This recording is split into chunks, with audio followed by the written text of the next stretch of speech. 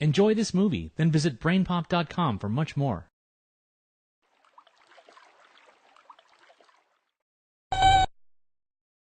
Yep, that's where he gave his biggest speech.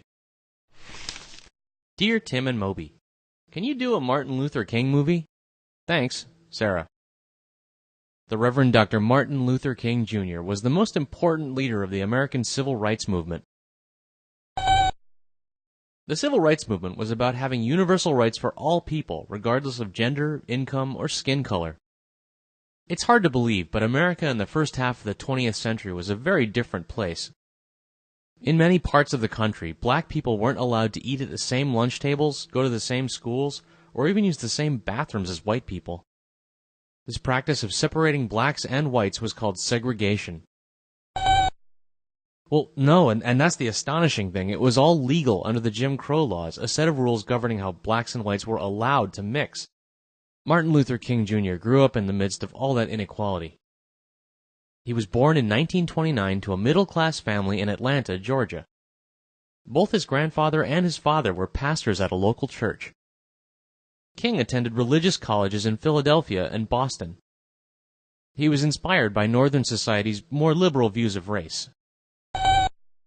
Well, black people and white people mixed a little more freely there than in the South. Dr. King returned to the South and moved to Montgomery, Alabama, with his wife Coretta in 1953. He became a pastor and a community leader. When a local woman, Rosa Parks, was arrested for refusing to give her bus seat to a white man, King helped organize a boycott of the Montgomery bus system. Most black citizens of Montgomery refused to ride the buses for over a year. The boycott helped bring about change, and in 1956 a Supreme Court decision banned segregated buses. After that victory, King helped organize a group of churches dedicated to nonviolent protests for civil rights. Dr. King was inspired by the life of Mahatma Gandhi, whose nonviolent leadership helped free India from British rule. Over the next decade, King led protests and marches to support African American rights all over the country. The most famous was the March on Washington in 1963. Over 250,000 people gathered in the nation's capital in support of civil rights. It was there that Reverend Dr. King delivered his famous I Have a Dream speech. One day right there in Alabama, little black boys and black girls will be able to join hands with little white boys and white girls as sisters and brothers. I have a dream today. King's gift for eloquent public speaking was a big help to his cause. His protests and marches throughout Alabama turned the world's attention to the issues of civil rights. The rest of the country watched in shock as local police turned fire hoses and attack dogs on peaceful protests. I guess you could say that people back then were threatened by change.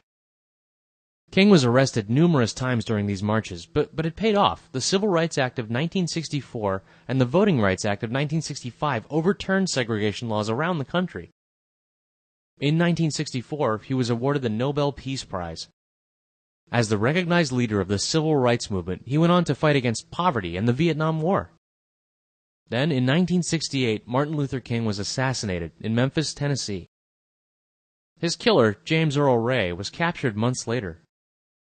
Even though he was only 39 when he died, King changed the face of this country. Without his influence, who knows how long it would have been before equal rights were granted to everyone. Yeah, you're right. We still struggle with racial equality to this day, but thanks to Dr. King, it's a conversation that everyone's involved in, regardless of the color of their skin. Visit us at BrainPop.com for more on this topic and hundreds of others. You'll find movies, games, quizzes, and activities. Learn more about the difference BrainPop can make.